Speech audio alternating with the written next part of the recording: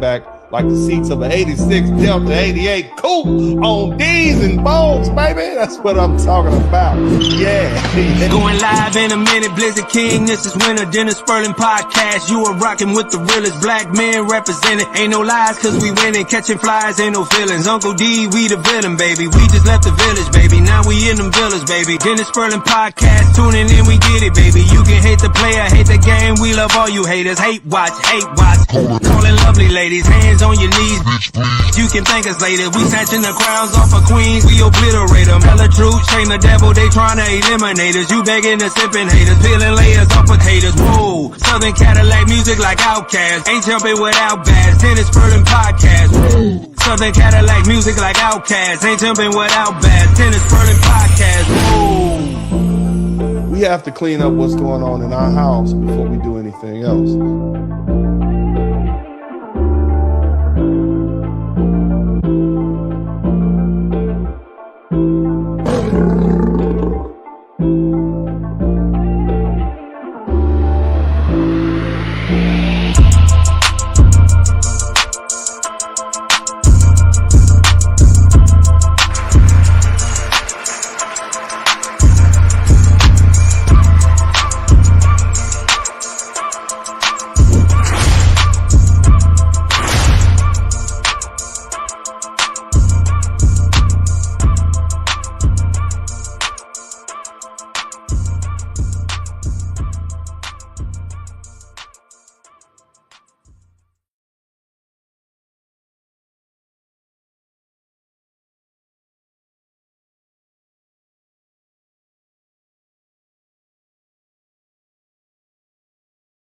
Reports I'm getting from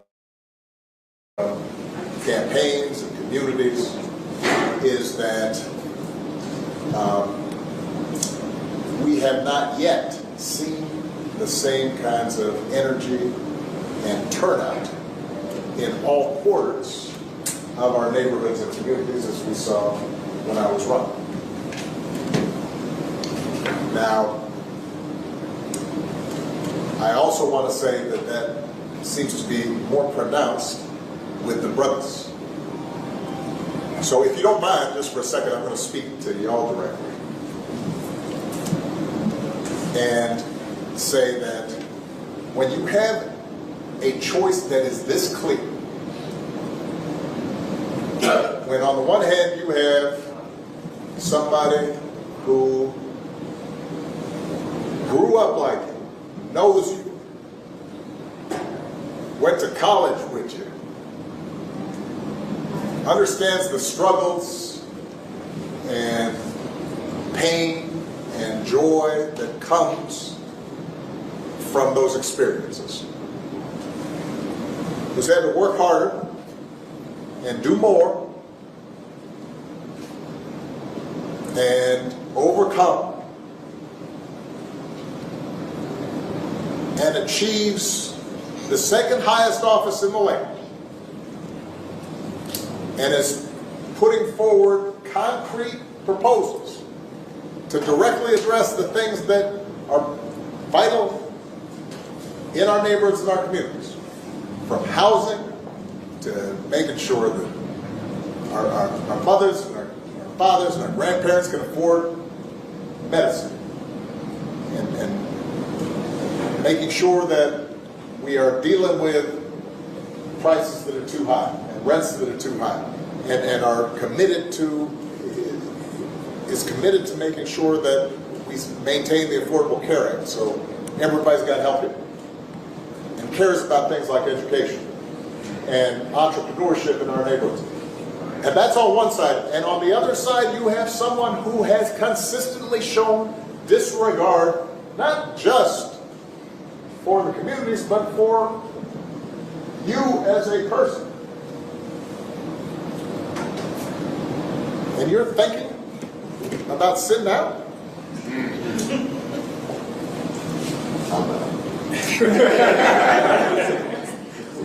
But, you know, because of Pookie might be.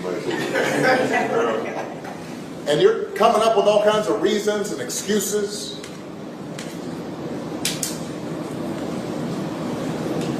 I've got a problem with that because part of it makes me think, and I'm speaking to men directly now, part of it makes me think that, well, you just aren't feeling the idea of having a woman as president. And you're coming up with other alternatives and other reasons for that. And I think anybody you are talking to in a barbershop, anybody you are talking to in your house, in your family, at church, who is coming with that kind of attitude, I think you have to ask them, well, how can that be? Because the women in our lives have been getting our backs this entire time. They've been raising us and working and having our backs. And when we get in trouble, and the system's not working for us, they're the ones who are out there marching and protesting. And so now you're thinking about sitting out or even supporting somebody who has a history of denigrating you because you think that's a sign of strength, because that's what being a man is, putting women down. That's not acceptable. That's not, this shouldn't even be a question.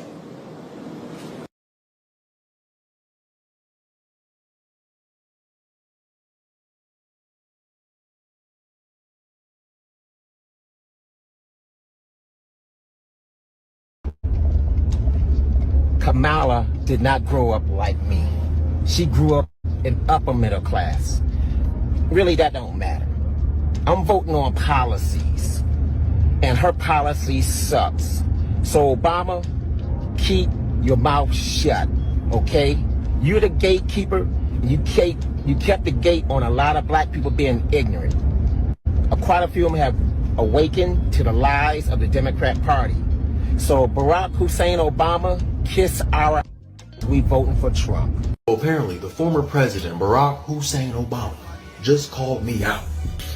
I don't know about y'all, but that little soliloquy of yours, Barry, sounded awfully familiar. If you have a problem figuring out whether you're for me or Trump, then you ain't black. Now, as one of those brothers who won't be supporting Kamala, the reasoning for this is actually quite simple. Yeah, we're done. We're done with the lying, the constant gaslighting, the identity politics, the old vote for me because I'm a black Democrat. Yeah, no. And a lot of black men specifically are finally waking up to this and fleeing that Democrat plantation. And you, Barry, are terrified. Then Obama come his ass up there like he understand the motherfucking struggle. At first, you wasn't even running as a black man for president, I don't think. I don't want to be wrong, but I'm saying, you know, goddamn, Obama, what the fuck, man? I'm not understanding this shit, man. That's all I'm saying, man. He don't understand our struggle. How the hell, oh, you from the hood? You from my community? What the fuck you done for Chicago? You know, Martha Vineyard. What have you done for Hawaii, man? So you think you finna do anything for us or make us believe that Miss Harris gonna do anything for us? You ain't doing motherfucking thing, man. Man, leave us alone, man. Let us do us for the first time, man. We have a voice now, man. That's it, man. We know how to speak. He's not our voice. He's not the voice of the black people. If the black man is the black race, who the fuck is Obama? That's all I'm trying to figure out, man. You don't understand my motherfucking struggle? I really genuinely need somebody to explain to me why Barack Obama thinks it's a great idea to go out here and have black men vote for Kamala Harris and galvanize the black male vote when this lady gonna do the same thing for us that he did, which is not a motherfucking thing.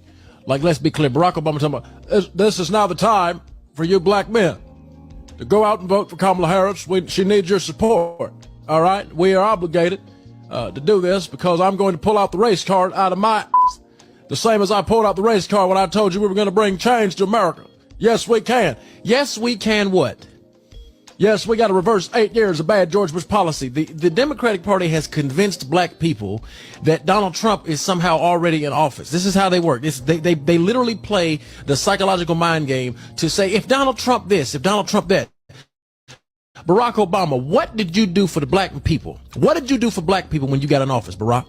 We gave you a Nobel. You were awarded a Nobel Peace Prize simply for being able to say you stood on the shoulders of Dr. King, Malcolm X, Medgar Evers, all the people that came before you. Did you live up to it? Did you do anything that was deserving of a Nobel Peace Prize before you got in office? No. Did you do anything that was deserving of a Nobel Peace Prize while you were in office? No. Did you do anything of substance for black people? No. But we treated you like Moses when in actuality you were just Pharaoh. And I'm not saying you were Pharaoh like you were oppressive in Egypt, like Pharaoh was to the Israelites in Egypt, but you were Pharaoh in terms of you held a political office, and we elevated you to the status of Martin when you didn't even do half the work he nor Malcolm did. Hey, Barack Obama, as a black man, this must be sad, man. You, Kamala Harris, and the Democratic Party. We vote for Trump, right? All the Democrats said that all black men should vote for Harris. Meanwhile, she's married to a white man, but it's a problem when black men want to vote for a white man, but she married one. So Barack Obama was in Pittsburgh and he had a few words to say about black men. Black men aren't excited to vote for Kamala Harris. We aren't excited to vote for her. Why do you think that, Barack? Is it because that she is drop step with one of the worst presidents we've ever had? Is it that she was the border czar and didn't do anything about the migrants coming over? Is it because she has to read from a teleprompter every time she does a rally or does something like that? Is it because black men are just saying, you know what, maybe I want to vote a different way? Why is it that every time we have an issue, you got to attack us, Barack? You don't do the white man like that. You don't do Asians like that. You don't do Hispanics like that. But when it comes to the black man, if we don't vote one way, then y'all want to attack us. And the fact that didn't nobody even think about this lady in 2020 when she ran, it's just mind-boggling. Then y'all got signs up in the back, all them signs that say black voters. That was very offensive. That was very racist. And I'm gonna say that was very racist. If it was Donald Trump and he had signs up that said black voters, literally, CNN would be spinning that all day, calling him a racist. The stuff y'all try to pull over people's heads, man, is ridiculous. Barack Obama gets called out after demanding brothers vote for Kamala Harris. So you had Barack Obama demanding brothers vote for Kamala Harris. Barack Obama ain't demand anybody else to vote for her. He ain't called nobody else out, just the brothers, right? Because brothers ain't allowed to vote for who they want to vote. Vote for their interests. Vote for what they believe will be best for them and their families. You know what I'm saying? They got to vote for Kamala because Obama said so. This is what I got from all that, man. So you had a lot of brothers calling out Obama. You know what I'm saying? Brothers like, boy, I know you ain't talking Obama like Obama. You was the swaggiest president. You talk a good game. I give you that. You know what I'm saying? I give you that. But we don't want to hear all that, man. Brothers gonna do what brothers do, man. Everybody has the right to vote for who they want to vote for, not who Barack Obama tells them to vote for. Just for President Obama, first and foremost, you're not going to tell me what I'm going to do and what I'm not going to do. Number one, I ain't going to vote for Kamala Harris. I think that she's going to make a bad president. She's a bad vice president. Everything she does, she tries to politicize it, and she hasn't shown the fact that she wants to put America first ever. So I'm not voting for that individual. Secondly, I think that it's really sad that you would come out against black men and actually degrade them because they're not picking the person that you want them to vote for. All right. And the last thing that I'm going to say is the moment that I became a Republican and a conservative, that is when I got the most hate from the opposite party. All right. Being that I'm a conservative, being that I'm a Republican, I've always been accepted. For the little bit of time that I may have been liberal, I never heard anything from the Republicans. They never came out and called me slanderous things. They never came out and called me racist things. The only time that I ever started hearing things about my skin color and about, you know, racism or whatever was when I became a Republican. And that was from Democrats that were saying that. So no, I'm not going to be voting for who you want me to vote for. I'm going to do what I want as a man, and I'm going to be the man that I am. So you don't get to say anything. Obama said what? I know they ain't brought Obama to try to think he gonna get some straightening somewhere. I just know they ain't did that. And then he gonna have the nerve to say, y'all better be glad Michelle ain't here. What he gonna do? What is Michelle gonna do? You calling out black men specifically for not voting for Kamala because she's black. But what did you do for the black men while you were there? What did you do for us? I'm trying to figure it out right now. You want to call us out of all the races. You want to call us out. You want to say that we supposed to just be supporting her because she's black. Okay, what did you do for us? I seen you do a lot for the LGBTQ plus. I think I said that right. I don't want to offend nobody. You did a lot for them. You did a lot for the police too. You the one started back the blue. But y'all want to say Trump trying to get a police immunity. But you done brought your Newport smoking on here and want to say something and try to call us out. Call us out. I bet the people in Flint, Michigan still got a lot to say about you because last time I heard they still ain't got safe water. But you talking about us. Man, if you don't sit your down somewhere, I don't care if they... Wait, hold up. My bad, y'all. I was looking for a give because I done ran all out. Capacity of you to say to us that we are required and we better vote for Kamala Harris and that we don't want to see a woman in a position of power. You're a liar. I remember in June of 2010, I was in Baghdad, Iraq, and I watched your State of the Union address as a proud young black man to see a black president on the television. But I listened to you as you told the American people that we would not spend any additional resources in Baghdad or in Afghanistan, and we're going to bring our troops home in December of 2014. Right then and there, I knew you couldn't be trusted. Why? Because I'm watching them build sidewalks, build streets, and construct buildings in Baghdad, Iraq in 2010, as you say we're going to leave in 2014. So now that you get on a stage or a platform and try to bully us and belittle us and try to make the world believe that we're not intelligent enough to see what you and the demonic Democratic Party is doing, you're the biggest problem to black people, not the Republican Party. Just because our policies differ or our views differ or our perspectives and values differ, now you want to attack? No, Barack, you're a liar and you're a part of the problem. Obama.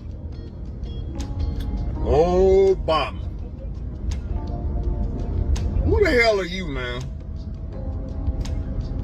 Who the hell are you?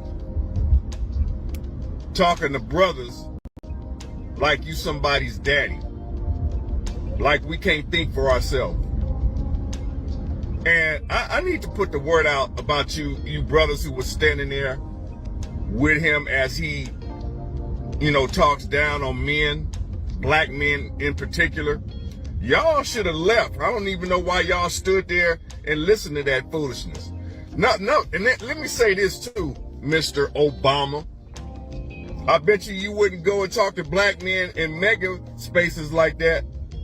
I tell you that. You know where to go. You sitting over there addressing black men in a safe space. You wouldn't dare come over to black men in mega spaces talking that crap. I guarantee you that. You ain't nobody's daddy, man. Acting like black men can't think for themselves, and when we do, we somehow don't like women. Man, if you don't get your sissy up out of here, like the White House and gay color. We don't like her record as San Francisco district attorney. We don't like her and how she targeted black people. We don't like the fact that she got on television and specifically said in an interview How can you expect me to do something for black people? I'm not going to do something for black people. We already know who we're dealing with. We've made a determination that we don't like her for certain reasons, and you say that she has articulable policies. What policies has she articulated? More importantly, what policies has she articulated that are going to benefit black men?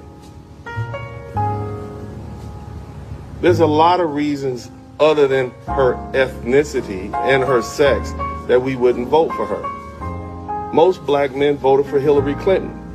She still lost. So that clearly, in the same group of men who voted for Hillary Clinton in 2016 are still here in 2024. We just don't want to vote for her because of her policies. You just know President Obama's just sitting somewhere like, what did I say? What happened? He's so used to, coming and going as he pleases, saying whatever he wants to say, not being held accountable for what he didn't do in office. Honey, the oil that he once had, it has run dry. We already had someone in office who was like us. We already had someone in office who had to work harder, who had our story. And what did we get? A part of what Kamala's getting is because of him. And we don't want a 2.0. The Democrats are so used to us voting for someone who's less racist, but still incompetent, that when we, discuss some real world issues, they'll know what to do. They'll know what to do.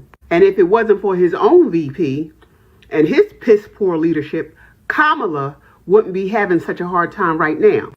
So I just got this one question for Barack Obama. When you gonna talk to the white man? When you gonna talk to the Hispanic man and the Asian man and all the other race of men out here in America that are voting? When are you gonna talk to them about who they need to vote for? I really can't stand this. I really don't understand why black people of certain caliber or status who think they're quote unquote better than us regular black folks, these type of black folks, the celebrities included, why do they feel like they can talk to the black people the way they want to talk to black people? Like, we supposed to just fall in line. Are we they Negroes now? Are we their Negroes? Because I'm confusion. I just really can't understand this. Like, if you can't see the pandering, you're blind. What the hell's the matter with you, Obama? Getting up there and addressing all your brothers only, telling them that Kamala Harris grew up like them, in the same cities as them, went to the same schools as them. What are you do? Whatever happened to inclusion? You're separating the hell out of everybody. You don't want racism, sir? What the hell are you doing? You're talking to a specific race only when you get up on stage trying to get votes, and then you're going to say that racism has no place in here. I believe that racism doesn't have any place, but I believe that what you just did was preach separation. You know, I know, everyone knows there's no room for racism here. There never will be. But the way that you're going about this is literally preaching separation. Cutting a line down the middle. I'm only talking to this group of people or this group of people. It should be you're talking to all of us at once. Get your head out of your ass. Be better, please. Hey, black man, you voting for Kamala Harris? Because you know Obama told you to. Let's talk about it. So yesterday, Barack Obama decided it was a good idea to come out of his house, save Kamala Harris's sinking ship in Pittsburgh, and talk shit about Trump for a few minutes, and then gather a bunch of black men behind signage that says black male voters and basically tell them, you better vote for Kamala Harris. The numbers are not looking good, and especially amongst the brothers. You guys supported me when I was running, and I expect you to support her. I expect you to vote for Kamala Harris. It's the audacity for me. First of all, you can't tell any black man what to do ever. That's first of all. Second of all, when is he massa? When is he gonna think that he could go in front of a bunch of black men and tell them what to do?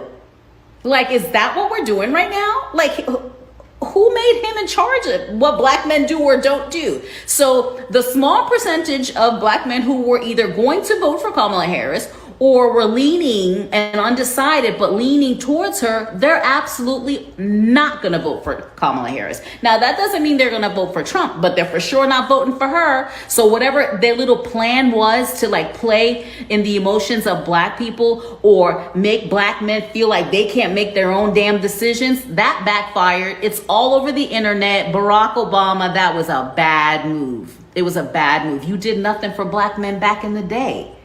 So how do you get to come out being like a billionaire telling black men who are working? Barack. As a native of Chicago that watched your policies not do a single thing for black people, not anything for crime, not anything for a better way of living, it is insulting that you decided to get up here and pander us as black men for not voting for Kamala Harris. You are only voting for Kamala yourself because you have no choice. We both know that deep down inside, you wanted the open convention, but the optics didn't look good. We also both know that there were way better candidates that you guys could have went with for president, but you guys didn't. And so now they bring you out, the big guns, because they need you to come up here and clean up this mess. Because you know what? You are a well-spoken man. Because I can tell you right now that your nominee is not. I can tell you that your nominee doesn't answer questions. Your nominee stutters all the time, and she spits out word salads. And you expect for us to vote for her. I'm black. I'm not stupid. I vote for policies. I vote for what's going to allow for my way of living to change. I vote so that everyone can have a chance and continue to be a free thinker and not have censorship. And then you got up here on this stage and insulted every black man in America. And it's not okay. And so now you guys are sitting here and you want us to vote for this administration, who has caused the highest inflation, grocery prices suck, and they let everybody in the border. And if I remember Barack Obama, you were the deporter in chief. You deported over 3 million people. And for your nominee to not even be smart enough that when someone asks her a question, what would she do differently than what Joe Biden did, and her to say nothing is even more wild. So before you decide to get up here and attack every single black man on this planet, I want you to take a self-reflection and think about the behaviors that you're doing and that you're trying to put on us because we don't want to vote for Kamala. I want you to really look down deep inside of yourself and say, would you really vote for her if you wasn't a part of the Democratic Party? If it wasn't your job, would you really vote for her? I'm pretty sure you wouldn't. Because the scrutiny that you went through to become president, she hasn't even went through. No one voted for her at all. You guys inserted her. And so now here you come, being the sweeper in chief to try to clean up the mess. But I got a surprise for you, Barack. We are going to continue to be free thinkers. We're going to continue to fight people who want to censor us. We're going to continue to be the people that we need to be because we are starting to arise. Because I don't like the word woke. We are starting to arise to the occasion so that we can create a better America where Democrats and conservatives and independents can live freely and prosperous. And you're right, we do need to turn the page because the book that I'm reading right now, if I turn the page based on what Kamala said about her own self, I would be signing up to read the book a little bit longer for 4 more years. And that's not what I want to do.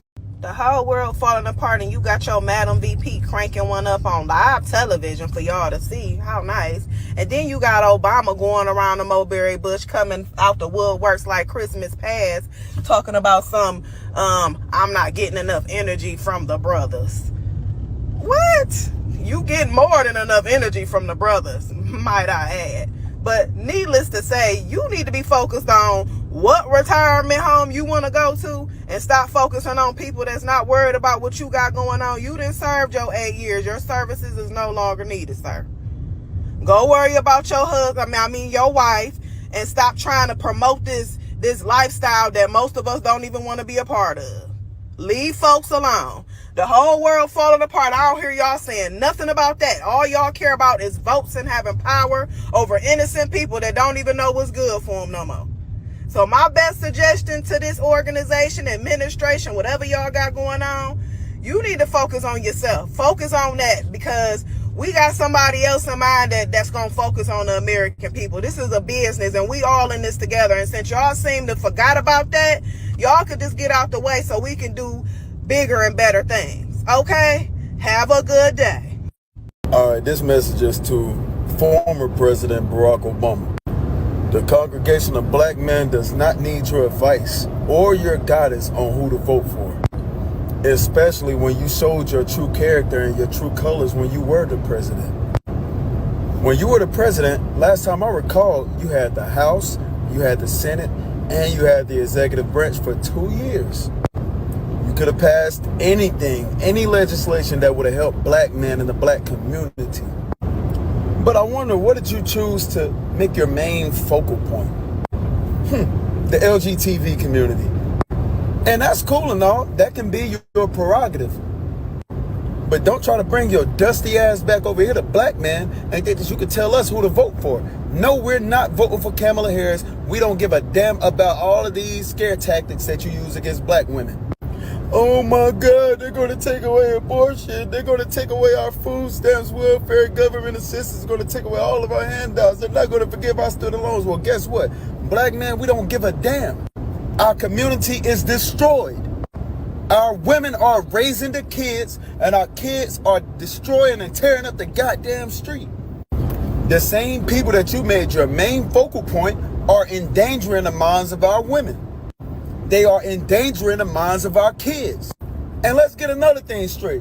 You're an East African, half Kenyan man who wasn't raised with the same values as your dad because he wasn't there.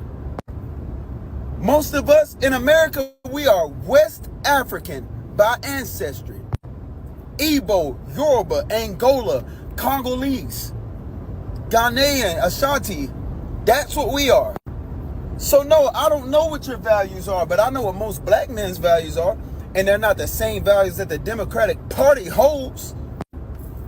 So I'm gonna tell you like this, I could give a damn about the Democratic Party or the Republican Party, but I'm gonna go vote for Trump. You wanna know why? Just to let black women know who run this shit. Motherfucker played in 8 years, then y'all came on a year after he was out of the presidency. The dude asked him, why you didn't do nothing for black people? The motherfucker said, I can't do nothing for just a certain group of people. But you did do something for a certain group of people, sir.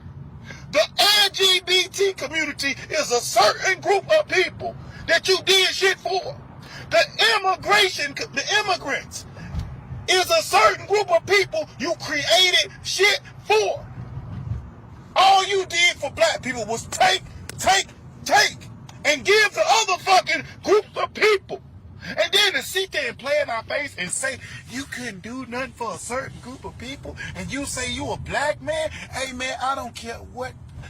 Man, listen man, my loyalty will always first and foremost be to my black, to my motherfucking culture. Because that's what I come from. And just the same for Caucasian man. First and foremost, his loyalty should be for his culture.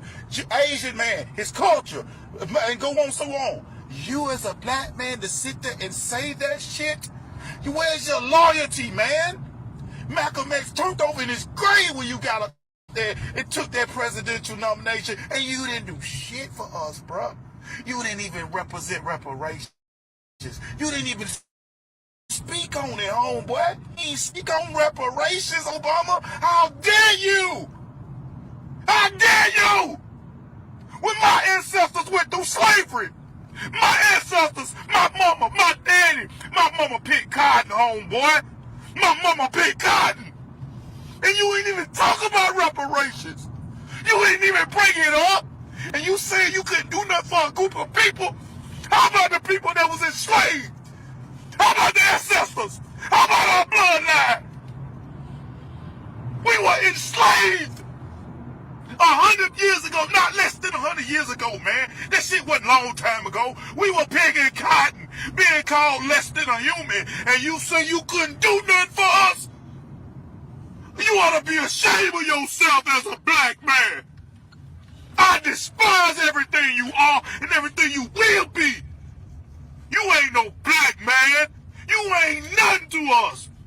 And if anybody would vote for anybody that is a friend of yours, that is a counterpart to yours, that is in any unison to Obama, you ain't a friend of mine. You an enemy. My ancestors bled. My ancestors were nuts were cut off. My ancestors were torn, all in the name, and you ain't even bring up reparations, man. We ain't walking out. We as black people walk in the door less. And you don't think and you know it. And you didn't think to bring it up?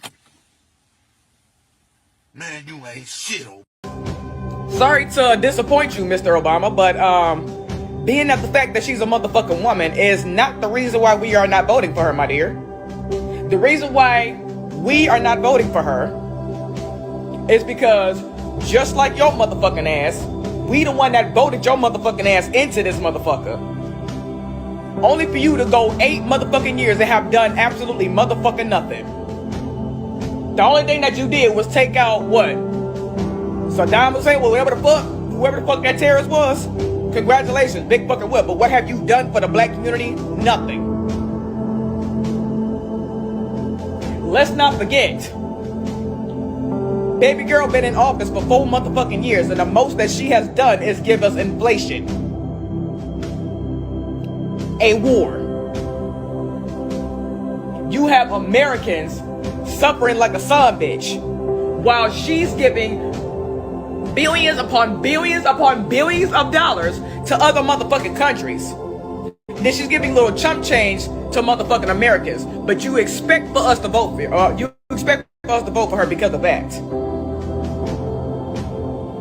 Let's not forget, she also incarcerated a whole bunch of motherfuckers. Then sat there and lied about her childhood. That motherfucker did not grow up in no middle class nothing. She grew up in a high class somewhere in fucking Canada. Stop fucking playing with me. So, another thing that she has done. Y'all notice them 6 million? Ooh, my bad. 10 million? Ooh, my bad. 18 million? Ooh, my bad. 20 million? Ooh, my bad. 26 million motherfucking immigrants that crossed into this motherfucker? Let's not forget, she's funding those motherfuckers to a maximum motherfucking point to where these villain swelling gangs are fucking growing.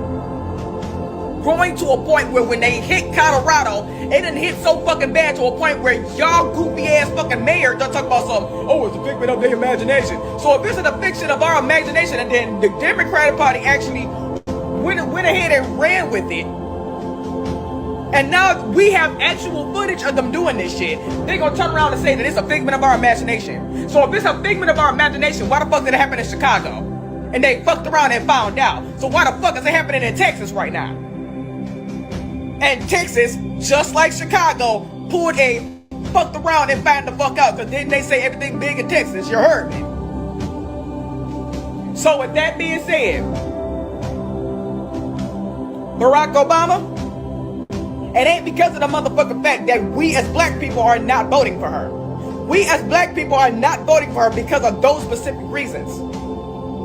She and your best friend, your best friend, bruh man from the 5th motherfucking floor, but y'all call him Joe motherfucking Biden, has been funding countries, funding these military-aged men that crossed into here, because baby, I don't see not a girl that done crossed into this motherfucker. I ain't seen not a child cross into this motherfucker. All I see is military-aged fucking men, to a grand point where they pull that Venezuelan shit off. So, again, that's the reason why we not voting for her. It ain't because of the simple fact that she a woman. Because best believe, if Janet Jackson, you know, the one that y'all tried to fucking cancel, because she stated an absolute motherfucking fact. If y'all elected Janet Jackson to run for president, and she knew what the fuck she was doing, that's how you get our motherfucking vote. This Democratic Party ain't been doing not a rat's ass about any motherfucking thing, other than taking care of other countries, taking care of immigrants, and watching America fucking suffer like a son bitch. Let's not forget, They got thousands upon thousands of dollars monthly. These freaking immigrants, they get that. Whereas Hawaii and the South, whenever a natural disaster motherfucking happen, they only give it a $750 one-time payment that they A, have to pay back, B, they don't qualify for it. So no, baby, it ain't what's between her legs. That ain't the reason why we not voting for her. And if that's not enough, I don't know what the fuck to tell you. Good afternoon, friends. I got something to say. I saw where Barack Obama, the greatest con ever pulled upon the United States of America, slithered up on stage last night, and he decided to tell the brothers that we need to get our black asses behind Kamala because we black and she black, and that's what we do as black people. And I'm sitting here and I'm like, this fool who is confused about his sexuality at best, gonna stand back and tell me, as a full-blooded black man, who I should vote for. And you notice the media photoshopped this Obama out of history. Don't y'all forget Barack Obama's white and Dunham. They have successfully erased her from history, like the bitch never existed. And it's questionable about who his real daddy is. He claims Barack Obama Sr. is his father, but a lot of people think it's Frank Marshall Davis. Google Frank Marshall Davis, Barack Obama, and you'll see what I'm talking about. He don't look nothing like Barack Obama Sr., but he's almost a spitting image of Frank Marshall Davis, who was a communist and a Marxist. And his mother was sleeping with both of them when she conceived. So Barack Obama, don't tell us who put us on blast as black people for not supporting Kamala Harris. Who the hell made you king of the Negroes? Well, you like sitting on your throne somewhere talking about, I'm Barack Obama, I'm king of the Negroes. That's right, and they'll do exactly what I tell them to do. We ain't doing shit you tell us to do. I'm so sick of him. I wish he would just take his money, take Big Mike, and go somewhere and leave us the hell alone and never come back. Well, I've said my piece. You agree with what I say, appreciate it. If you don't, I appreciate you for listening. Thank you.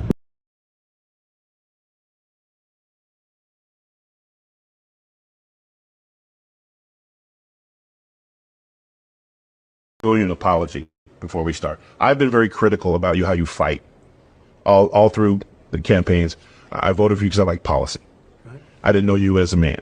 And I think when you don't understand what a man fights for, you can get lost, especially with all the noise we're seeing from fake news, etc. Created these pictures from you. Nice. So Gutfeld show's over. Cameras are off. We go backstage, and I expected you to be like every politician or anybody I've ever celebrity I've bodyguarded for, and you met my family. And you talked to my daughter. Mm-hmm. My daughter is 10 years old. Her name is Georgie. You guys talked for 20 minutes. If nobody knew, you could have been her grandfather. And you were talking about her horses and her dreams. And I was sitting there and I was like, I have been so wrong about this man because I never understood why you fight the way you fight. You're a family man. Nelson Mandela and 80 of his constituents were trying to come to the United States. Yeah. The United States government wasn't helping him. No one was helping him. You chartered a 727 plane for their entire trip. Yeah. How is somebody, and it's crazy because you can talk about anything, why is it hard for you to talk about the things you've done? It runs in your family. Your father helped build a synagogue. I mean, why do we not know those things?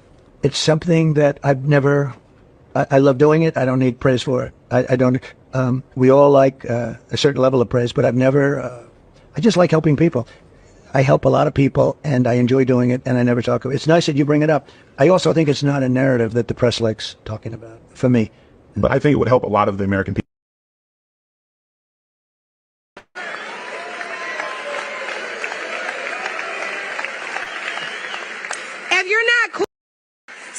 had 3.5 years to do what she's been campaigning on for the last 2 months. For the last 3.5 years, the Democrats have not given a damn about black men unless they were dead or gay.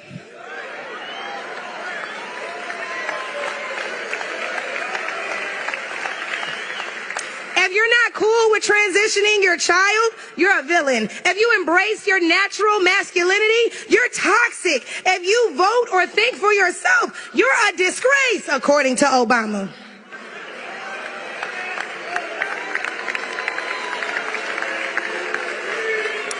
This is what the Harris Waltz message is to black men. So bump that plan she just released yesterday, because last time I checked, she ain't been checking for y'all since she got in office. And by the way, Obama, there's white, Hispanic, Asian, Indian, all kinds of people not voting for Kamala Harris. So how dare you single out black men and act like it's their fault?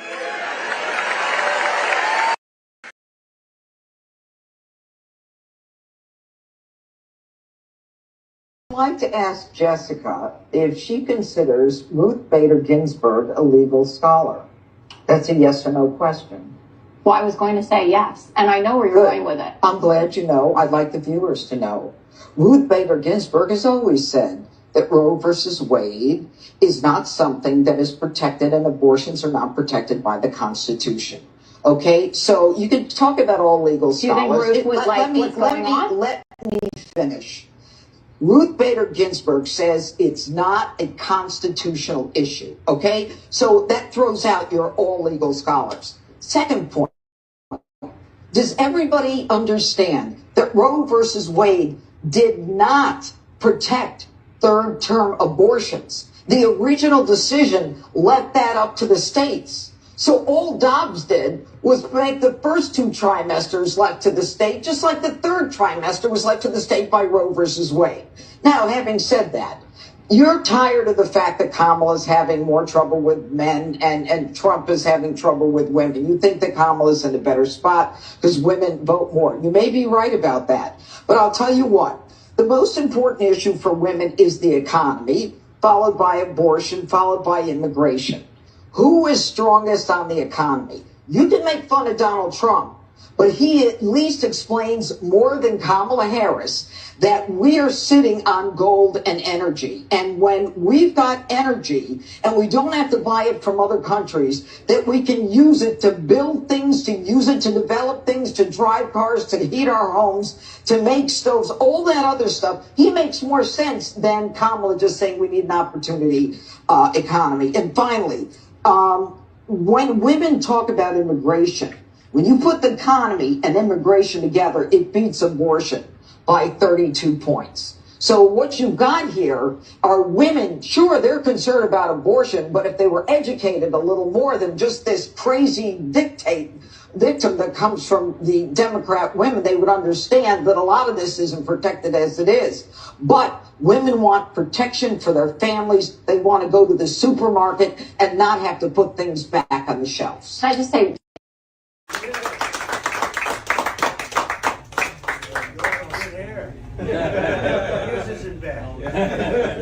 Nice to see you all. Welcome. It's our pleasure. How good are the barbers here? Excellent. Very, I can see they're good. They look nice soft floor. What's that all about? That's all the back. Is this the back? Nice to see you all. Big hands, strong guy. Nice to see you. So you're the owner? My son is the owner. He owns his father. Oh, you did that very nice and easy, huh? Is he as good as you? He's great.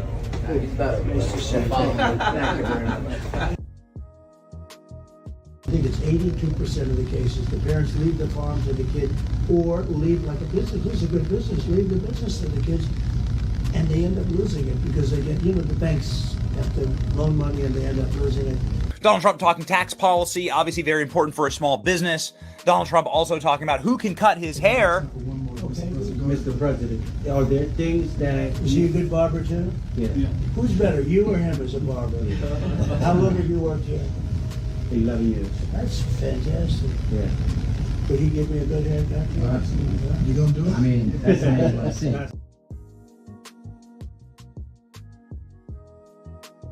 Trump loves these people. So ask us why black men would vote for Trump. Ask yourself why the Democrat Party has become so out of touch with the very people who have been your most loyal supporters for decades. If Trump, with all his baggage, is looking like a viable alternative, that's a sign that you're seriously failed us. And here's the thing, I want you to understand something. I also want to say that seems to be more pronounced with the brothers. Yeah, okay. Hey, y'all, come look at this. So if you don't mind, just for a second, I'm going to speak to y'all directly. You stupid. President Obama's recent suggestion that black men may be hesitant to vote for you because you're a woman? Let me first say that I'm very proud to have the support of former President Barack Obama. Ooh, baby, you're especially kind of stupid, aren't you? And I think that the important point that I will make over and over again is I don't assume to have the vote of any demographic locked down. I have to earn their vote. And I'm going to work as I've been to earn that vote and to win on November 5th. Why do you support Trump over Kamala? I speak more for the bigot to show you who he is than the girl who a bigot and don't want nobody to know. That's why it's on TV. Tell, lie, vision. Baby, I don't smoke blunts. Don't assume, don't make an ass out yourself, cause dollars is what we all want. Don't pander to me. Please stand up. Respect what I need. And weed ain't one. Keep us high and string us up. Hangman. Money raining on immigrants doing the running man. Vote like black women. She twerking ass. All gender bathrooms. Perverted ass. Black men, we built this. Check the books. Yeah, believe it or not, your looks. Intellectual far from uneducated. FBA, what you say, I'm regulated. When black men make it, get agitated. White ice is colder, niggas elevated. Revolution is evolution, emancipated. Hate the woman who made you hella hated. Why you uplift everybody who ain't related? Politics, you find out who really playing. Vote black, but get nothing. Sit on the couch and still nothing. Vote the same each time that we getting hustled. A nigga change his mind, nigga screaming you. It bees that. So tell your mama and tell Kamala to tell Michelle Obama. President Barack Obama. The congregation of black men does not need your advice or your guidance on who to vote for.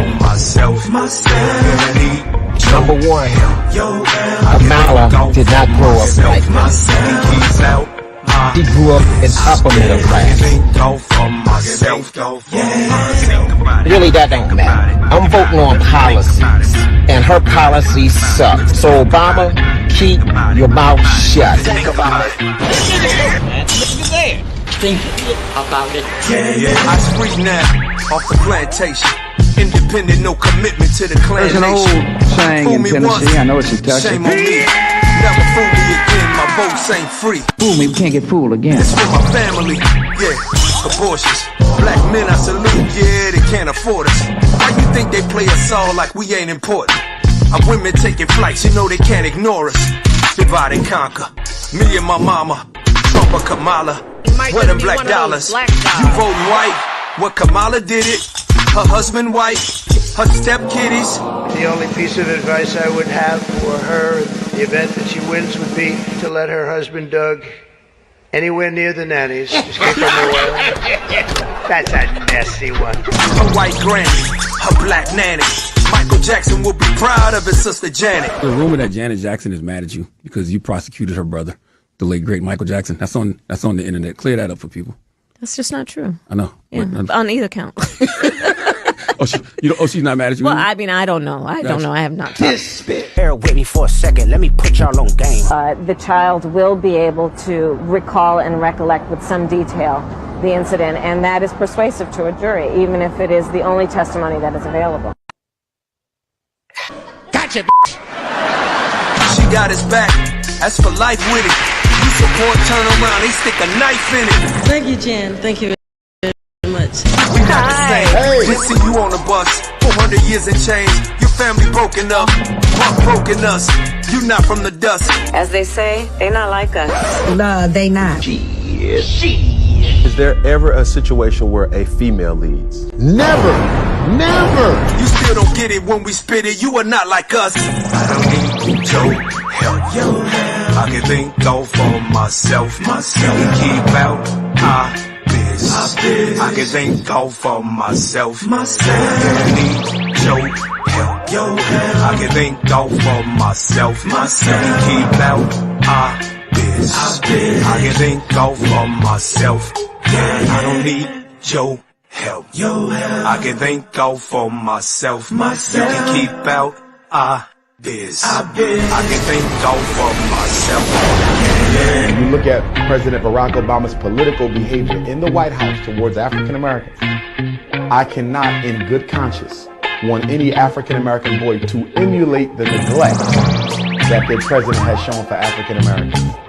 So let me get this straight. If I vote for a party that can't define what a woman is, I'm no longer ridiculous or crazy. If I vote for a party that wants boys in my daughter's sports and restrooms, I'm no longer ridiculous or crazy. If I vote for a party that thinks they can pander to me using kente cloths and hot sauce, I'm no longer crazy. If I vote for a party that has done nothing but destroy my community for the last 60 years and open the borders in order to replace my vote and destroy my community further, I'm no longer crazy. If I vote for the party that wanted to keep me from voting, wanted to keep Jim Crow, wanted to keep slavery, party of the Klan, I'm no longer crazy. We somehow don't like women. Man, if you don't get your ass up out of here, yo light the White House color ass. So Barack Hussein Obama kiss our all these signs that say black voters, that was very offensive. That was very racist. And I'm gonna say that. That was very racist. If it was Donald Trump and he had signs up that said black voters, literally CNN would be spinning that all damn day calling him a racist. Respectfully, President Obama, what you said is not acceptable.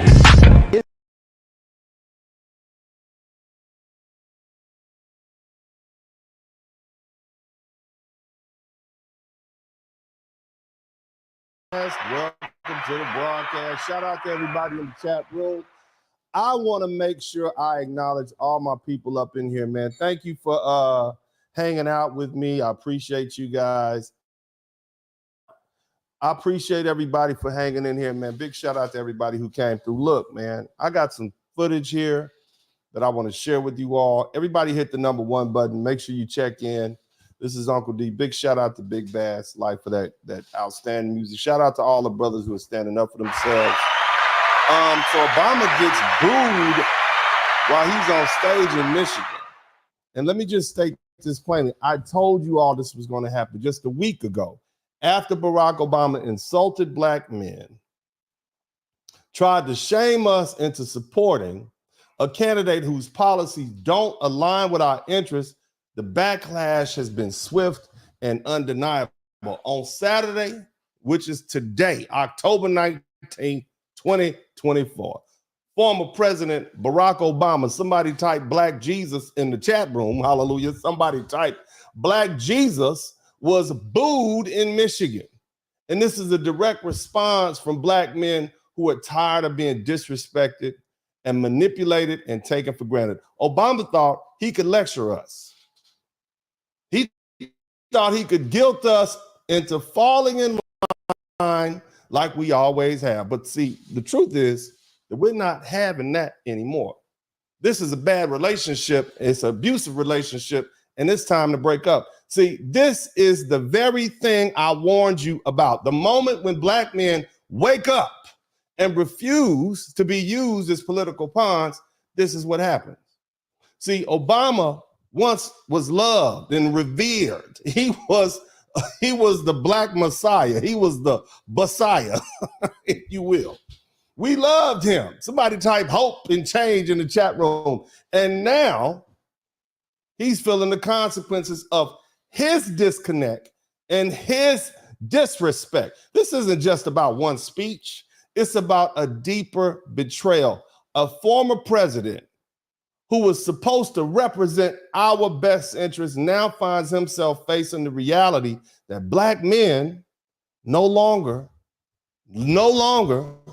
will be content with being treated as an afterthought. The boos in Michigan, that's the sound of a community that's fed up. We're demanding more than symbolic gestures. We're demanding real respect, real policies, and real progress. So here we are. The tide is turning. Black men are standing up, and we're making it clear you're no longer going to ignore us. We're not the same voters we once were. And Barack Obama, you just learned a hard lesson. When I come back, we're going to play this footage. Y'all hit that like button. Make sure you subscribe to the channel. And Uncle D will be right back in a hot second. Baby! Somebody type, baby, in the chat room. I need to see some participation. Somebody type, baby, in the chat room, man. I'll be right back in a minute. Trump loves these people.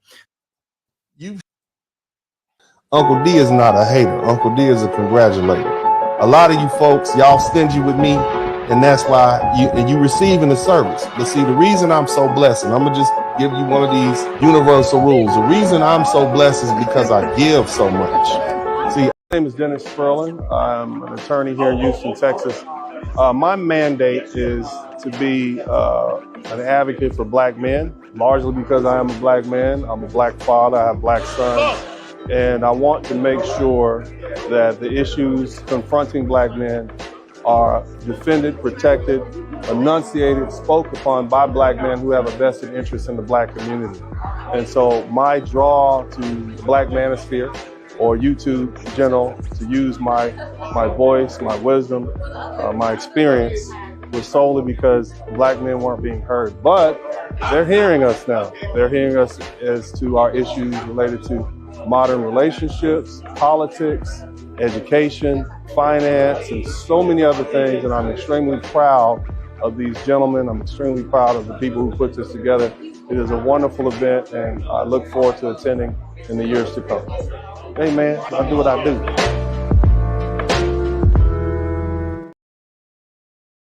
Yeah. Welcome back. So let's get in tight. So, ladies and gentlemen, we're witnessing a pivotal moment in history, one that I and many others saw coming. And I saw it from miles away. Just a week after Barack Obama insulted black men and received that fierce backlash. Shout out to all the brothers who hopped on TikTok and let him have that fierce backlash from our community. And the sisters, shout out to the sisters too. The sisters came through heavy and they whooped up on him real good. And see, now we see him getting booed publicly in Michigan on Saturday. And let this sink in for a moment. This man once commanded the admiration and respect of millions, now being booed openly, not just by black men, but by a crowd that included white people as well. And this was inevitable. If you've been paying attention, I told you this was going to happen. Now let's step back and understand why it's happening, okay?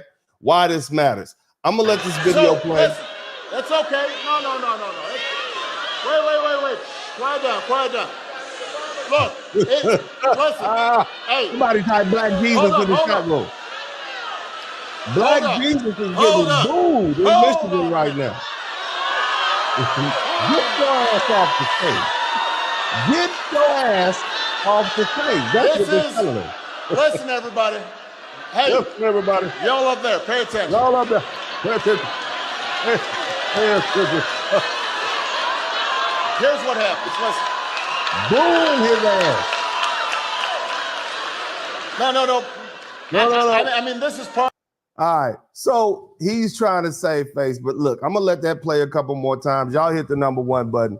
See, Barack Obama's recent remarks aimed at shaming black men for not supporting Kamala Harris were met with fierce resistance, and he did not suspect it. He didn't see that was coming. He thought he could rely on his old playbook, appealing to the identity politics, pulling on the strings of loyalty, assuming that black men would fall in line just like we did during his presidency. But see, times have changed. We've changed. And see, in his speech, Obama didn't offer black men respect or acknowledge our concerns. Instead, he tried to guilt us into some more supporting this Indian. What is she? Is she Indian? Is she? I don't know. But she's not a black American woman, and neither is he, truth be told. But we gave him the benefit of the doubt. So it's not like we won't vote for black people. It's not like just because you're from overseas or you're from somewhere else, if you have roots in the greater diaspora we won't vote for. But this woman, come on now. He tried to guilt us into not, because we are not supporting Kamala Harris. We're not as enthusiastic as he would like us to be as the king of the Negroes, a woman whose policies don't align with the interests of our community. I guess he just expected us to be swayed by these symbolic gestures rather than real concrete solutions. People are hurting right now. You see what I'm saying? And so we cannot just go for these empty promises. And so when we push back, the backlash was swift. For those of you guys who came in last week, I told you this was going to happen. Black men, black women, black people as a whole are no longer willing to be manipulated by empty rhetoric. See, this moment isn't just about Barack Obama's comments last week. It's about a larger sense of betrayal that black people have felt for years. For 8 years, black Americans gave Barack Obama their unwavering, our love, our support, hoping he would be the president who would finally deliver real progress for our community, a community that's broken. But what did he give us? He gave us symbolic victories. Yes, we can, right? Yeah, hope and love, right? But we got very little in terms of actual meaningful changes that would directly benefit us. Instead, we saw Obama prioritize the interests of other groups. We saw him do that. The LGBTQ plus community got what they wanted. Immigrants got what they wanted. Midgets, blue people, Smurfs, Roger Rabbit, Jessica Rabbit, they got what they wanted, right? But while the specific needs of black Americans, we got nothing. They were left largely undressed. See, the issues that have long plagued our communities, mass incarceration, economic inequality, police brutality, those things remain unresolved. And now, after leaving office, old black Jesus wants to return from the grave, right? Not with solutions, but with disrespect, disregard, and expecting our loyalty without having earned it. See, look, here's where it gets deeper. And I spoke about this in much detail last week. White people now feel comfortable booing Barack Obama. Did you see that? Listen, that's okay. White people now feel comfortable booing Barack Obama. Why? Look, listen. Because the mask has slipped. The very system that elevated this man is now showing its true colors. Let's not forget, Barack Obama was used by the same people that have been using black folk to pacify black folk. They uplift one to put them in charge to keep us happy, to make us believe that we have real progress or real progress is being made, while in reality, the system remains unchanged. I laid this out for you all last time we spoke. I told you that white supremacy always breaks its tools, and that's not something that I made up. That's Dr. John Henrik Clarke, one of our most renowned scholars of the past century. See, Obama was a polished tool, okay? And for them, someone who could represent progress, hope, change, while ensuring that the status quo remained the same. He was the perfect symbol for us. A black man who reached the high heights, but ultimately served their interests more than ours. And now his influence over black people is waning. Now that black men are speaking out against him, this structure, this dominant society no longer needs him. And this is why we're seeing these folks booing him now. They are comfortable, or as they say in the hood, comfortable. See, the illusion has been shattered. Obama no longer has the protection of being useful to the system. And now the same forces that once elevated him are comfortable tearing him down. And they see that his ability to control the narrative within the black community is fading.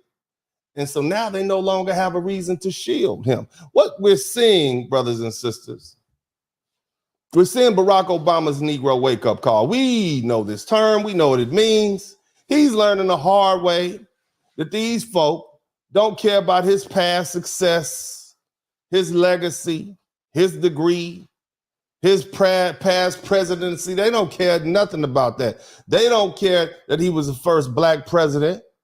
What they care about is whether he can still serve their interests. And when he can't, they discard him, just like they've done so many other prominent black men before him. Look at Bill Cosby. This man was once America's dad, had the most influence of any other entertainer at the time. And now he's completely disowned by society that once praised him. Look at Michael Jackson, one of the greatest entertainers of all time, reduced to a spectacle by the very media that once celebrated him. Barack Obama is just the latest in a long line of black men who were propped up, used, and then discarded. And when their influence is no longer beneficial to the system, guess what? You out. So what does this mean for us? It means we need to recognize the truth about the system we live in. We cannot continue to put faith in individuals like Barack Obama or whomever else who are propped up by a system that oppresses us. Obama's downfall, it's a warning. It's a reminder that we need to stay 100% 10 toes down with our people and what's in our best interest. We cannot be seduced by the allure of fame, money, or validation from this society, because it's always conditional. And when Obama was on top, he didn't deliver for us. And now as his influence fades, both black people, white people, and all other kind of people are going to start rejecting him. Let me tell you, in the months and years to come, and you guys who know me and you know I'm good for these predictions, I know this system like I know the back of my hand. In the years to come, in the months to come, you'll see crowds booing him even more. You'll see black men and black women confronting Black Jesus. And you'll see the harsh reality of what happens when you sell out your own people to serve a system that would never truly accept you. So let's wake up. Let's call this what it is. Don't fall for the trap of thinking that fame and wealth or approval of them folks is a path to progress. It's not. It's an illusion. The only true path to progress is by staying loyal to your community, by fighting for real substantive change, and by rejecting the symbols and tools of this society that's used to keep us down. Barack Obama's time is up. The boos in Michigan are just the beginning. He will be remembered not as a hero, but as another black man who was used and discarded by a system that was never designed for him to succeed on his own terms. So don't wait for the system to break you. Look, Black Jesus has a Messiah complex, okay? And it's time we have a real conversation about Barack Obama and that massive ego of his, that Messiah complex that has led him to the very moment that we are right now. But before we get started, I want to make sure I acknowledge everybody in the chat room. I know there are people who contribute to super chats and cash apps. I'm going to get to y'all in a minute. Let me just go through this soliloquy. I think it's important that I keep this thing rolling. All my guys who've been here for years, just hang tight. You know how it's done. I'm going to give you your love as soon as I get to the end. You know what I'm saying? As soon as I get to the end, make sure if you haven't subscribed, you subscribe now. And it's a hot night tonight. We are hot tonight. All right. Somebody type Black Jesus in the chat room. Y'all never thought the day would come. Your grandma loved him. Your mama loved him. Your daddy was crying when he got sworn in. Somebody type Black Jesus in the chat room. Black Jesus. Black Jesus. We literally looked up to this man like he was a savior, didn't we? Tell the truth. Shame the devil. Be honest. It's okay. I might have had a little tear in the corner of my eye back in 2008 when he won myself. We got stood up there with his wife and them little kids. I was like, oh my God, we've overcome. We shall overcome. I'm singing songs myself, old Negro spirituals, right? But see, the man's problem is his ego. And that has led him to this moment that we have. We need to be blunt. Obama got too big for his own good. He started believing his own hype, thinking he could do no wrong. He thought he was untouchable. like some kind of modern day Messiah, and that we, the black community, would just sit back and take whatever disrespect and put downs he would throw our way. Well, it's clear now that he was wrong. And when you allow yourself to be built up into a Messiah, when people start treating you like a savior, you begin to think that you can do no wrong. You start to believe that every decision, every word out of your mouth is gospel, and that no one can ever question you. See, Obama started to think that because he was the first black president, he had some kind of permanent loyalty from us. He thought he was the king of black America, and no matter what he said, no matter how far he distanced himself from our real life struggles that we deal with, we would continue to cheer him on and bow down to every word he said when he came down out of his castle over there in the Hamptons. You see? But let me tell you something, this is a dangerous place to be, because when you start believing your own hype, when you start thinking you are infallible, you are setting yourself up for a fall. And for Barack Obama, that fall has already begun. Obama thought he could continue to look down on black men, criticize us, lecture us about how we should think and how we should vote and who we should support. He thought he would sit there, that we would just sit there and take it and keep our mouths shut like good little boys. But what he failed to understand is that this isn't just any community. This is a foundational Black American FBA culture. We come from a legacy of people who have always stood up and rejected disrespect. People who refuse to stay silent in the face of oppression. Obama thought he could just push us around, but he's learning the hard way that FBA men and women don't tolerate being disrespected, not even from another black man. See, Obama's Messiah complex is the very thing that has blinded him to the reality that we've changed. We're not the same people who cheered for him in 2008. We're not the same people who stood by him for 8 years, waiting for the change and hope that he promised but never delivered. Obama failed to see that his time is up. And let's be real, this fall was inevitable. When you put up on a pedestal so high that you start thinking that you're above criticism, one day your flaws will be shown. And there's no coming back from that. The Democrats thought they could use Obama as their tool, as the ultimate black voice to control us forever and ever and ever, just like they've done with countless black figures before us. But they made a very serious mistake. They underestimated the strength of our culture and our pride, the pride we carry as FBA men and women. They failed to realize that we're not just going to accept whatever they try to shove down our throats. We're not going to let them use Obama's skin color to manipulate us into falling into line with policies that don't serve our interests.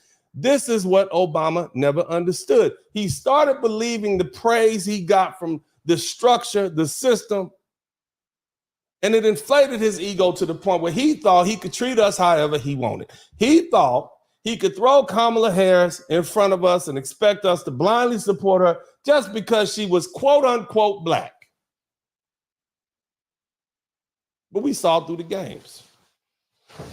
We peeped game. We know symbolism when we see it. Let's be clear. We don't owe Obama a damn thing. Just because he was the first black president doesn't mean that he is Black Jesus and he has the right to disrespect us and chastise us and belittle us in front of the world and think we're going to keep supporting him no matter what. Who does he think we are?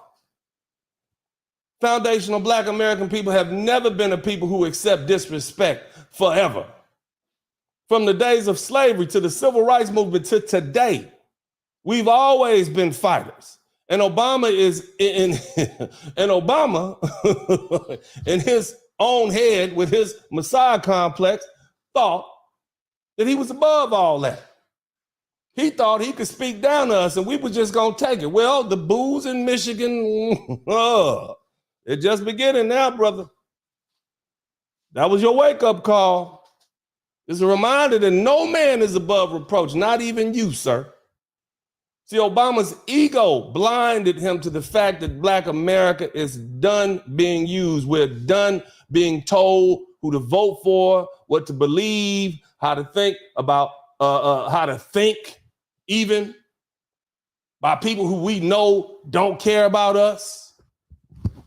And we're especially done with people who think they can shame us into compliance. See, Obama had the audacity. Isn't that what he said, the name of his book, Audacity of Hope? He had the audacity to try to guilt Black men into voting for Kamala Harris, thinking we'd fall in line because of our history with him. But again, we've moved past that. The reality is Obama never really had the power he thought he did. His influence was always temporary. He was a tool of destruction. He was a tool of the system. And now that he's outlived his usefulness, they'll throw him aside, just like they've done so many others before him, men and women. And he'll go from being the golden child to being forgotten, just another broken tool in the system. This is the lesson we must take away from Obama's fall. Never sell out. Everybody in the chat room, never sell out. Repeat that. This is a call and response sort of YouTube page. Repeat this, never sell out. Come on now, never sell out. Never let your ego and pride make you think you're above your people. Because the minute you start to believe that the system will use you up and toss you out like yesterday's news, and mark my words, in the future, no matter who wins this election, you'll begin to see Obama confronted by Black men and women. You'll see him booed by crowds, and it won't be out, and it won't be out of nowhere. It'll be the consequence of his own choices, his thought. He thought, he assumed he could rule us, but instead, he's been rejected by us. So my brothers and my sisters, let this be a lesson to all of us. Never forget where you came from, and never forget where your power comes from. Your power comes from your people, so stay down with your people. I know we're going through a phase right now, a ratchet phase, a ghetto phase, a thug phase. But stay down with your people. Even when you chastise your brothers and sisters, do it from a place of love.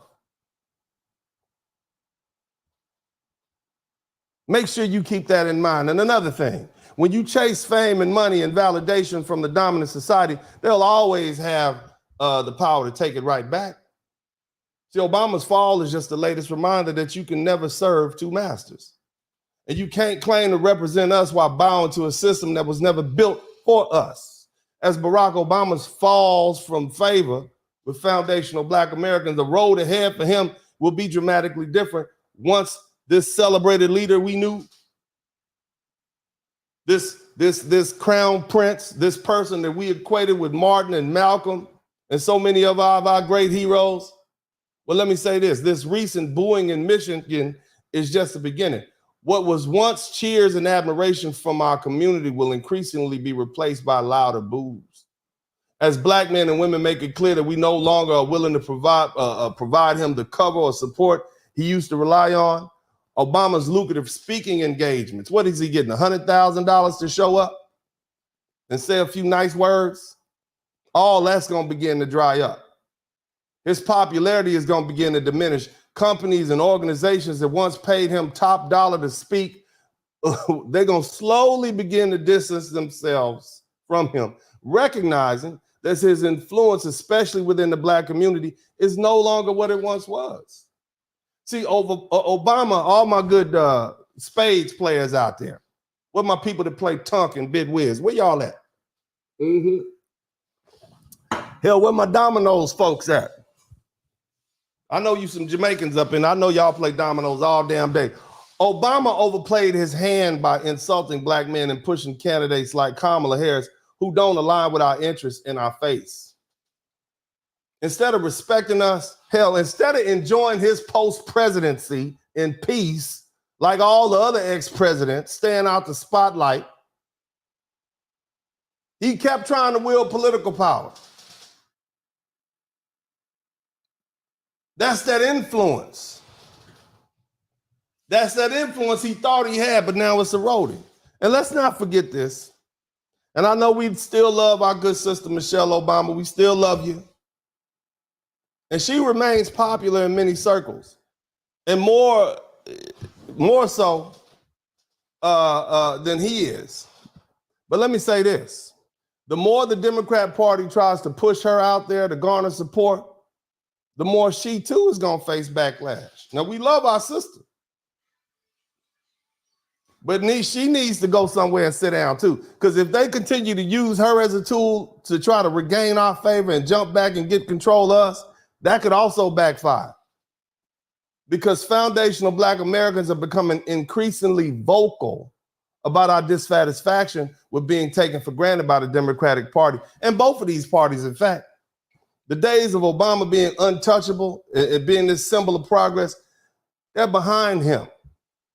And his fall from grace within foundational Black American community and the Black American community at large, that's not going to only affect him personally, but it's also going to impact his ability to move freely throughout these political circles.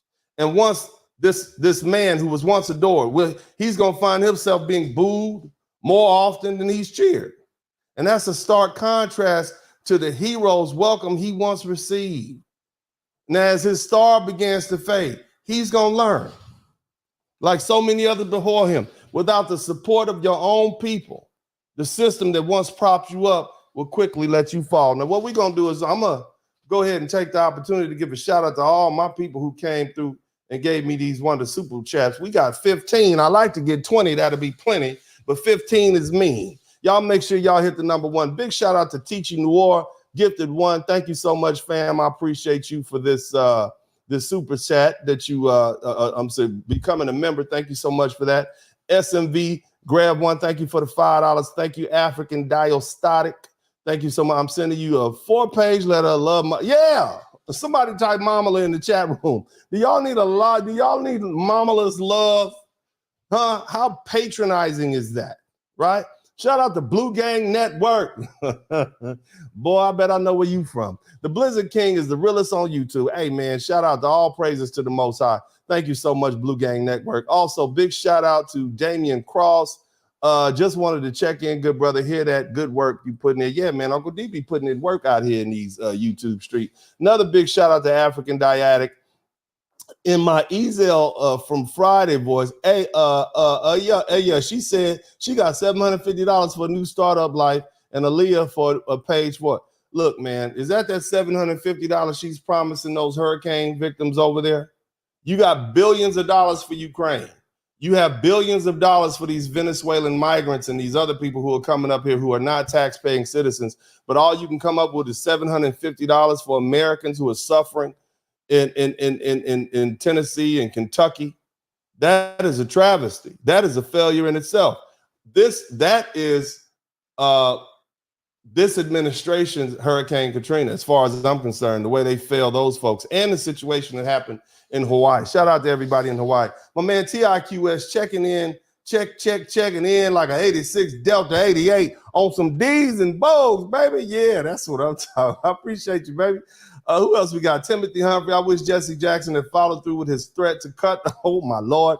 Hey, boy, you ain't going to have the Secret Service coming to my house, but I appreciate, yeah, we talked about that the other day, too. Blue Baggers, Jesse Jackson been tired of these N-word. Yeah, I feel you, man. Eddie B. Uncle D, you ain't ever lying. Obama's cachet is going Q. We won't need the demand. We don't and demand more from these demo rats. Love the show. Thank you. Yeah, no problem, baby. Who else we got? Urban Ego, Attorney Spur. Thank you for the time, insight, and wisdom. African Diatic, audacity of Obama. Yeah, love Obama. Man, y'all are killing me with the Ebonics. Thanks for the game. Also, Renee Jackson. Welcome to the membership, Renee. Shout out to you. Welcome.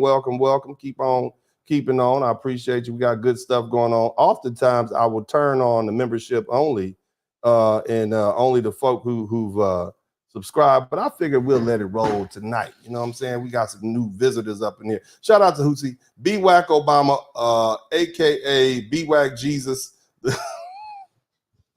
Where y'all come up with this? B-Wack Jesus, Obama. I'm done, man. Oh my God. All right. Anyway, man, shout out to you, Hootsy. And also big shout out to Eddie B. Dear Uncle D, I'm deeply offended by your post about me. How dare you speak the truth and ruin my career? Van Jones, it was phenomenal, by the way, Eddie. Hey, man, good luck. Yeah, man, Crime Man Van, they need to go on somewhere and sit down. They just need to go somewhere and chill out. But anyway, fam, look, appreciate everybody who came through with the super chats. I want to end this thing. I want to talk to my people. Okay, look, y'all with me? Hit the #1 button if you will. Everybody who hadn't subscribed, make sure you subscribe to the channel. We're gonna keep this thing hot. Y'all subscribe to the channel.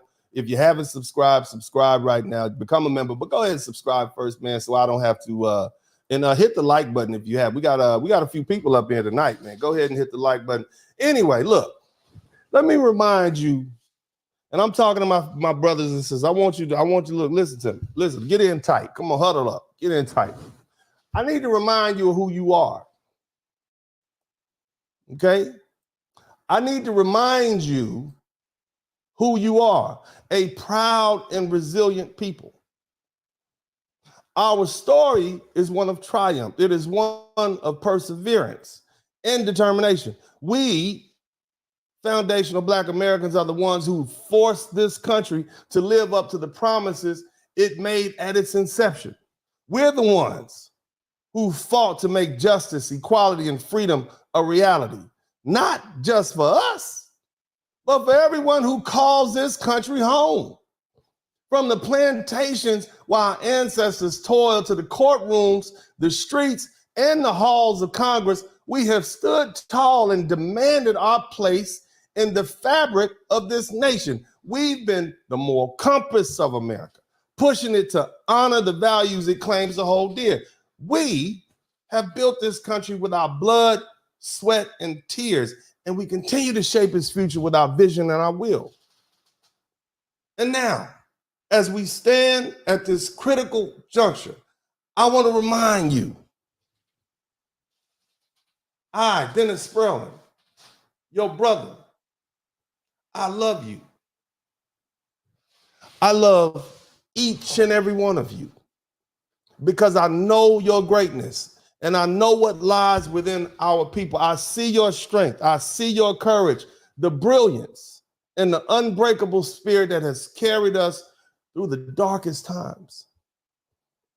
And I believe in your potential and I believe in our destiny.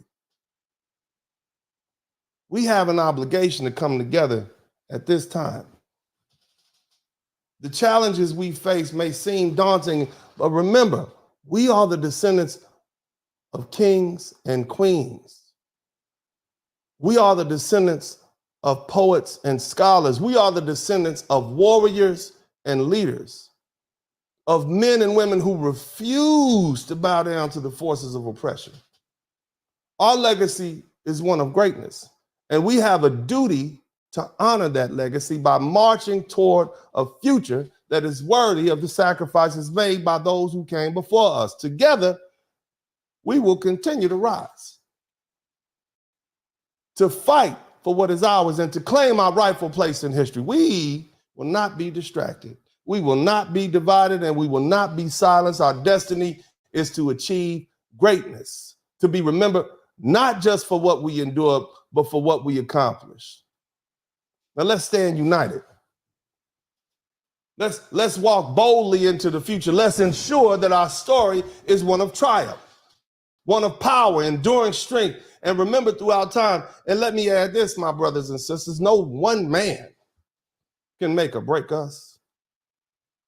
No single leader, no one event, no single time period can define who we are as a people, even at our lowest moments. When it seems the weight of the world is upon us, we are still a mighty people because we are guided by a force greater than ourselves, greater than this system, greater than any man, greater in any presidency, we are guided by the Most High God who knows us.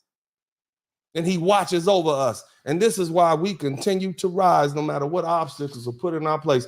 Through every storm, every trial, and every tribulation, we rise. We always have, and we always will. Our power comes not from those who seek to control us or manipulate us, but from the divine spirit within us and our unyielding connection to each other. When they try to break us, we become stronger. When they try to divide us, we come together. When they try to silence us, we speak louder. And this is the essence of foundational Black Americans. We are not beholden to one leader, one moment, or one institution. Our power is rooted in our collective resilience and our knowledge that our strength comes from within. We don't wait for others to save us because we have the power to save ourselves. And so, as we move forward, let's remember we are not defined by those who try to diminish us. We are defined by our greatness, by our history of survival and triumph, and by the knowledge that the Most High is with us. He is guiding us towards our destiny, a destiny of continued elevation, of progress and legacy. So, as we face whatever challenges come our way, know this: we will not be broken. We will not fall. We are God's people. And as long as we remain united, grounded in our culture, our values, and our unshakable faith, there's nothing we cannot achieve. Let us rise. Let us build. Let us claim the greatness that is already within us. And I want to thank you. And may you forever walk in the light of destiny. This is Uncle D, and I'm out.